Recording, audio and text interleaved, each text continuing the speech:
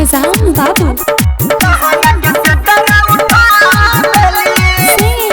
Singing by Ramesh Madhubaniya।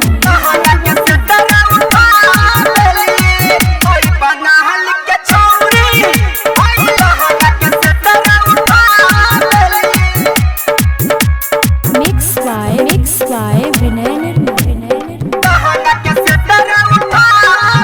जब से चढ़ल बाजा बानी खूबे छोड़तावे पानी,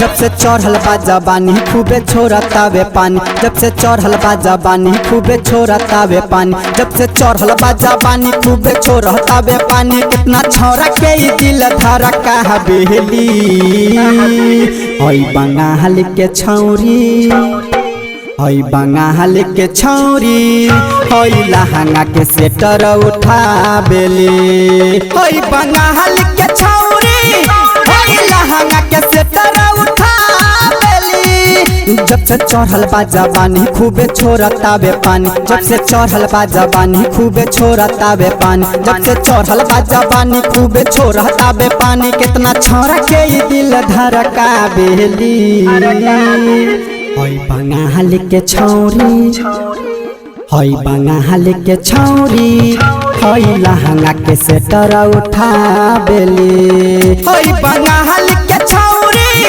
ओई लहंगा के सेटर उठा बेली। निजाम बाबू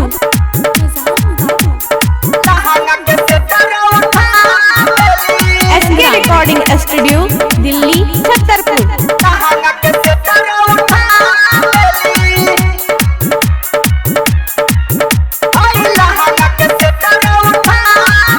जब रोहिया में चलेली हिरनी के चाल धता लागता हवे ऑर्केस्ट्रा के माल,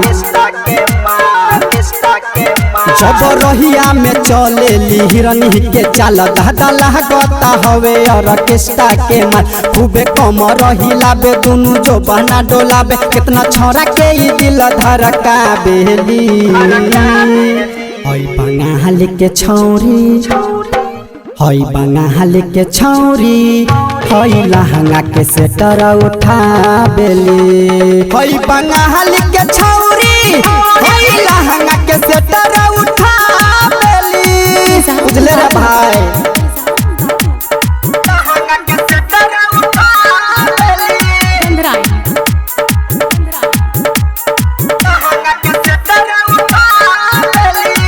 SK recording studio Delhi Chhatarpur.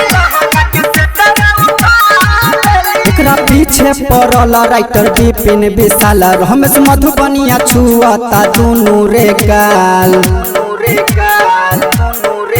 एकरा पीछे पड़ल राइटर विपिन विशाल, रमेश मधुबनिया छुआता दुनु रे गाल। खूबे गजहरा लगाबे खूबे गजहरा सजाबे, अपना ओठवा के लाली चुसबा बेली ओई बंगाल के छौरी, ओई बंगाल के छौरी, ओई लहंगा के सेटर उठा बेली, ओई बंगाल के छौरी,